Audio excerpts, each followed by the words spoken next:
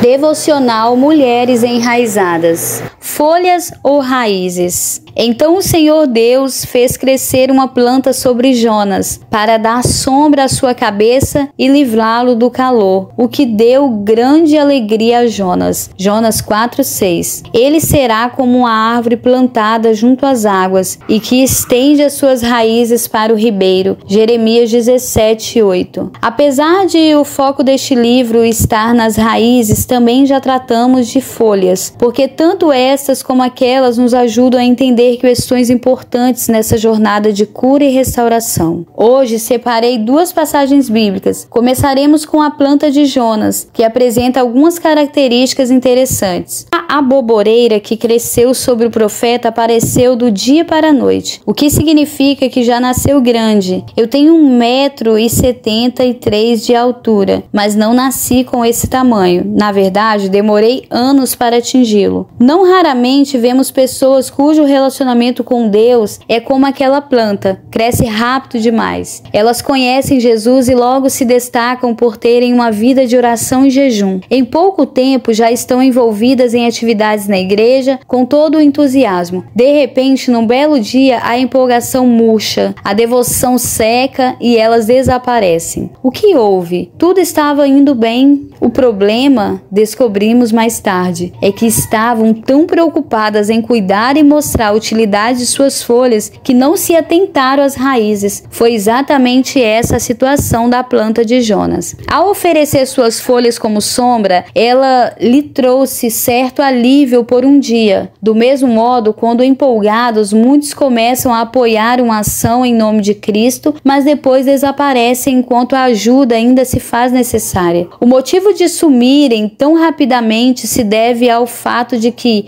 embora suas folhas proporcionem algum frescor aos demais, infelizmente são árvores sem raízes. Essas, por sua vez, não conseguem produzir nada além de um alívio imediato, porque não têm sustentação forte o bastante para apoiar um processo de cura até o fim. Outro fato interessante a respeito dessa passagem de Jonas é que o profeta chorou por causa da aboboreira, um comportamento bem estranho depois que os habitantes de Nínive se converteram por meio de sua pregação. Os ninivitas eram inimigos de Israel. Por isso Jonas queria vê-los pagar pelos crimes que haviam cometido contra seu povo. Então, movido pelo rancor, construiu um abrigo perto da cidade para ver o que aconteceria com ela. Jonas queria se alegrar com a destruição de Nínive. Contudo, para lhe ensinar uma valiosa lição, Deus fez crescer ali uma planta cujas folhas enormes o protegiam do sol. Ele ficou muito feliz, mas no dia seguinte o Senhor enviou uma lagarta que comeu o talo da aboboreira e esta secou. Em seguida, como se não bastasse o calor do sol, Deus fez soprar um vento quente sobre Jonas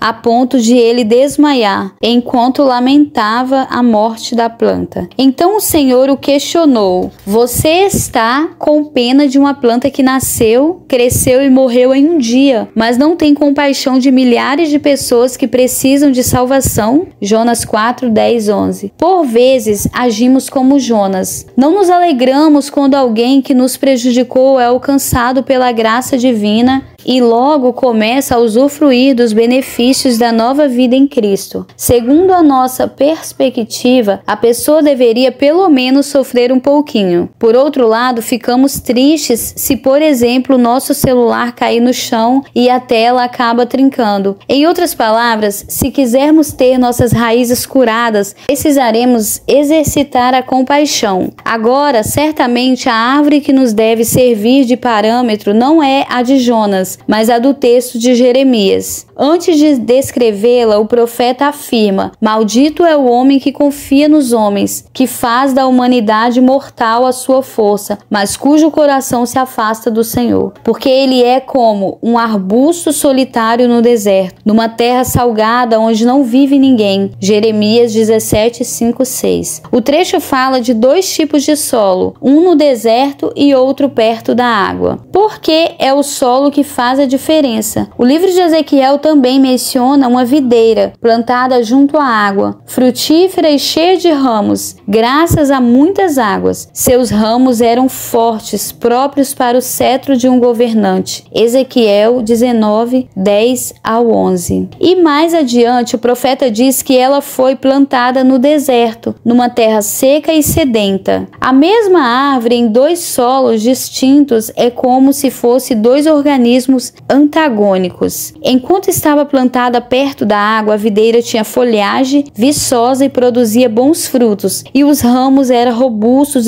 o suficiente para serem transformados em cetros de governante, que costumavam declarar sentenças e liderar as nações com aquele objeto. No entanto, a desgraça se abateu sobre aquela videira, porque o solo tornou-se desértico, seus ramos secaram e já não serviam mais para nada. Não basta ser uma árvore boa ou uma planta sadia e forte, se não estiver plantada em um solo fértil cujas raízes se estendem e toquem o ribeiro, seus dias estarão contados, seu fruto não permanecerá, sua folhagem murchará e o fogo se espalhará entre os ramos. Talvez o solo em que você esteja plantada não permita que os seus galhos e ramos se tornem cetros. Quem sabe você não consiga mentorear ninguém, porque você mesma está fraca e nada do que faz parece avançar. Pode ser que você não esteja entendendo o seu papel no grande plano disso para este mundo. Não se preocupe, pois se você permitir, o Senhor a mudará de ambiente e transplantará você para outro solo, uma terra perto das águas. Amém? Que devocional abençoado. Que Deus abençoe a sua vida, a sua família, o seu lar. E eu te aguardo na próxima semana, semana 8, com o tema Raízes Curadas Frutificam. Que o Senhor te dê força, ânimo, vigor para você permanecer mais uma semana firmada no Senhor, se alimentando da palavra de Cristo, porque é ela que nos dá avanço, é ela que nos sustenta, é ela que nos dá força para prosseguir. Então é isso. Até o próximo com fé em Deus Pai. Fé em Deus Pai.